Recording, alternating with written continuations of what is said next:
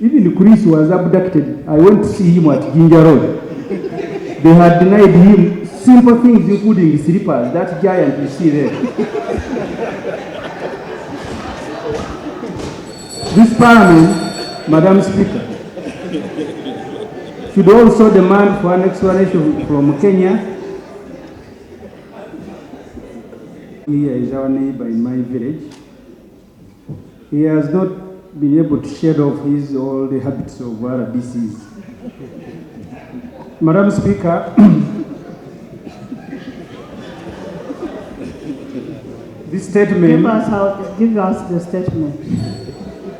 This statement, Madam Speaker, on abduction of Dr. Besigye from Nairobi, Kenya on November 16, 2024. Right Honorable Speaker and honorable members, I am presenting this statement in line with Rule 25 L and M 59 and 64. Right Honorable Speaker, Colonel Dr. Besigye, former Forum for Democratic Change President, four-time presidential candidate, and now one of the promoters of the People's Front for Freedom, was abducted from Nairobi, Kenya on November 16, 2024. He had traveled to Nairobi on the invitation of NARC Kenya political party leader and former Kenyan Justice Minister Martha Karua. Dr. Besigye was scheduled to speak at Martha Karua's book Against the Tide launch. He, together with Ajobed Lutare Kamuregea, a senior PFF leader, was abducted from a riverside apartment in Eastland, where he was attending a brief meeting before proceeding for dinner for Karua's book launch guests. He was then driven across borders by his captors. His passports, national ID, wallet, and other belongings remained at Warid Hotel, where he had been booked in. Dr. Besigye did not or was not made to undergo immigration protocols on the Kenyan or Ugandan immigration sites. News of his missing started circulating 3 days after his abduction on Tuesday, November 19th. Right Honorable Speaker and members, Dr. Besigye was then miraculously arraigned before a military disciplinary committee, commonly known as court martial, on Wednesday, November 20th. Charges of possession of 2 pistols, which were learned that day that is a monopoly of UPDF, were read to him and his co-accused. They also charged with holding meetings in Switzerland, Greece, and Nairobi for purposes of undermining the security of Uganda. Right Honorable Speaker and honorable members, the abduction of Dr. Besigye has been condemned widely by the UN, lawyers, human rights defenders, democracy-seeking organizations, and individuals. Even the Uganda Human Rights Commission has condemned this abduction and demanded for Besigye's immediate release. I call upon you, Madam Speaker, and the House to join the world in condemning this heinous crime of abduction. Condemned because there are laws, international and domestic, that govern extradition and deportation. The Ugandan, Kenyan, and international laws were all in this case not followed. Only criminals can do this. You may not be concerned with the risk, but be concerned with the state continuing to act criminally. I want to emphasize that point. You may not be concerned with the risk, but you should be concerned with the state continuing to act criminally. Madam Speaker, I raised the issue of the 36 PFF members that were abducted from Kisumu in this house. They were handcuffed and driven across borders in similar manner. The 3 women who were part of this group were not allowed to ease themselves for 14 hours. When they were finally allowed, it is male soldiers that were pulling their knickers and ordered them to urinate as they remained handcuffed. They were later charged with terrorism.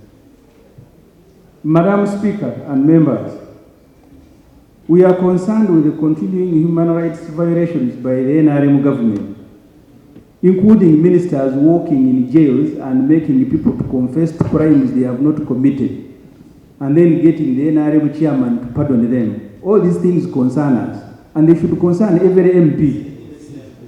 This parliament should also demand for an explanation from Kenya. Even Chris was abducted. I went to see him at Ginger Road.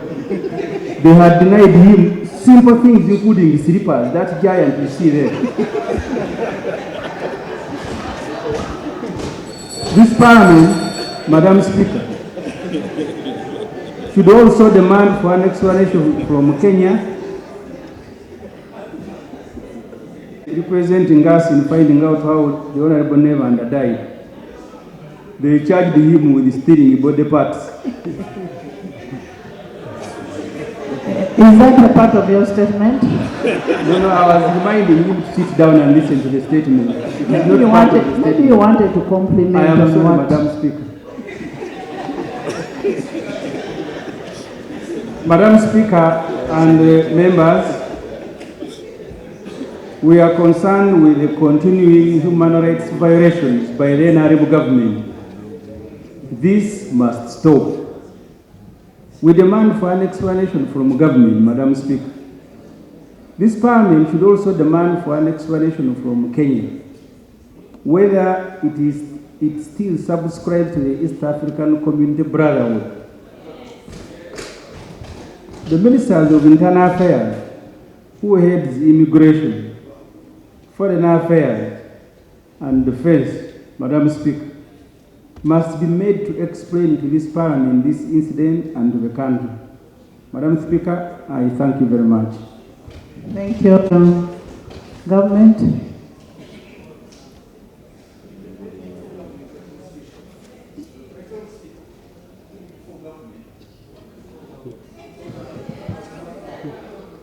Right Honourable Speaker, shall be raised by Honourable Semujju Nganda is a matter before a court established through an act of parliament, the UPDF Act. What I can confirm on behalf of government is what is already in the public domain. That Colonel retired Dr. Kiza Besigye was arrested, produced in court, charged, and remanded to Luzira prisons, and he will be availed back to court on the 2nd of December 2024. On the call for condemnation, I wish to persuade my honorable colleague that that may be too early, because the matter before court will be a subject of evidence, a subject of prosecution, and the outcome definitely will be known. It may be too early for us to condemn. But what I can also advise is that, honorable colleagues, let us accept to always play within the rules. Honorable Semujju and myself, we are sportsmen. We always play within the rules. At times, you invite the referee to warn you verbally. At times, you are given a yellow card.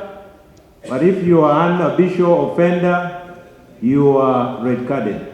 So let us advise fellow countrymen and women to always play within the rules. Because the question is, just like Balotelli scored against Manchester United, and he pulled a t-shirt written on, why always me scoring against Manchester United? Why always you and not me and not her? Why always you? That must be a fundamental question. I beg to submit. And we are all aware that this is a matter before court. There are, however, two fundamental issues that government should make a statement on, clarify. And that relates to our relationship with Kenya, especially in light of the fact that we have an extradition treaty with that country.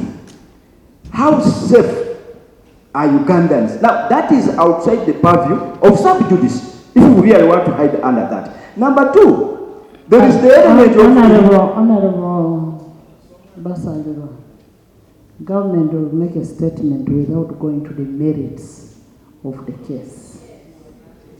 Okay? Government will make a statement. You should come with a statement without going into the merits of the case. I thank you for that, because I didn't hear the government chief whip undertake to make a statement. But as they come, they must also, Right Honourable Speaker, comment on the apparent illegalities of people or a supposed criminal, as you want to proscribe him, or suspect, being brought back into the country and does not undergo the due immigration processes. To wit, having their documents stamped by immigration officers, because that in itself is criminal under our laws. So those are things you must really comment on for purposes of assuring the country that whatever happened was undertaken in total observance and adherence to the immigration laws and other laws as they exist in our region. I thank you, Right Honourable Speaker. Thank you. The Minister of Defense will bring a statement to that effect. Let's not discuss what is before court. Let's not discuss that. In the VIP gallery this afternoon. Right Honourable Speaker, I've lived for a while in this country. I saw recently... The Minister bringing a statement is not actually defense, internal affairs and foreign. Yes?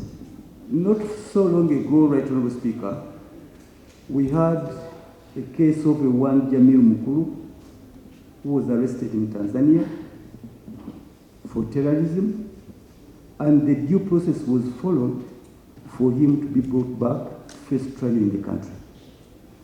Right Honourable Speaker, just not so long ago, we had a big problem in this country with our neighbors Rwanda, where the top police officers were arrested and court-martialed for allegedly participating in the abduction of Rwandans who were in Uganda. Right Honourable Speaker, that should form the framework for today's discussion. Right Honourable Speaker, how have we degenerated to that as a country? I don't know what is happening to those manning the security of this country. Why is the things that we thought would not happen, we are now forming the headlines on BBC, on international media? Searching. Yes, please. Searching. I thought we had made a ruling on that to wait for the report and then we discuss the report. Most obliged, Right Honourable Speaker. But there are those that attack the innocent conscience of Ugandans that may not wait. If the government was proactive, they would even have demanded to be placed on the order paper, but they have not. And once they keep quiet, we have no any other option but put it to government. And those manning our security. That's why we have put it to government to bring an explanation to that effect. Yes, but to show that even this side, we are not complicit with what happens. That abuse of the due process, Right Honourable Speaker and members, should cut across the entire parliament. Thank you. We can't see what is happening going back, what happened in the 80s. And the yes. The ministers, you can't see it when this is happening. Okay, then come and tell the country. On the matter that the government comes up with a statement without touching on matters of sub judice, so I think we can have a debate when that statement comes. But why I rose was clarified because the Honorable Semujju Nganda yes, made an assertion that I was abducted by government. And because I stole body parts, I just wanted to clarify for the record that in the 9th Parliament, our colleague, the Honorable Serna Nevanda, died. May her soul continue to rest in peace. And I was the parliamentary commissioner then. And the parliamentary commission and the family and police, we had a tripartite arrangement in establishing the cause of death. But in the process, the state saw that some of the steps we took, especially to send samples outside the country, which is the normal practice within the medical profession, the state thought that it was irregular and unlawful. And indeed, I was arrested. Yes, arrested together with other colleagues. We appeared in court for 9 months, and the court ruled that we had no case to answer. The Honorable Katuntu was my lawyer. So I just wanted to clarify. Actually, Brenda was your surety. Yes. So I just wanted to clarify that I was not abducted, but I was arrested and I didn't steal. I didn't steal. And I told the state then that I'm a medical professional and I knew what I was doing was correct. But I went through the due process of court and I was declared innocent. Thank you. And therefore, the Honorable Semujju, from now onwards, just I have no regrets, I'm not angry, I'm not annoyed, but I follow the due process of the law. So, like the Chief Whip has said, we all talk of respect for the rule of law. Since our senior brother, Dr. Besigye, has been produced in the court, let's leave the process to take its course without Parliament injuring that process. No? Thank you very much. Thank you. Honourable Speaker, it's good you have ruled that government should come with a comprehensive statement on this matter. I want to suggest an addition in that statement. Honourable Speaker, the Foreign Affairs Principal Secretary of Kenya, Mr. Songei Korir, at a press conference said Kenya had no involvement whatsoever in the arrest of Dr. Kizza Besigye.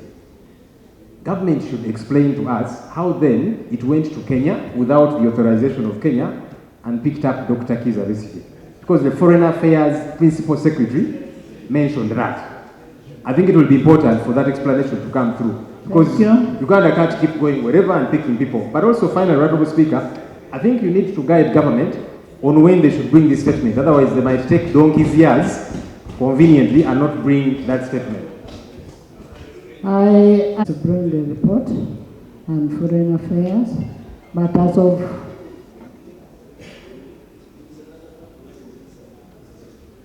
of yesterday, I got a letter from Honorable Muhosi saying it's going to be out up to Friday. So can we have the statement on Tuesday?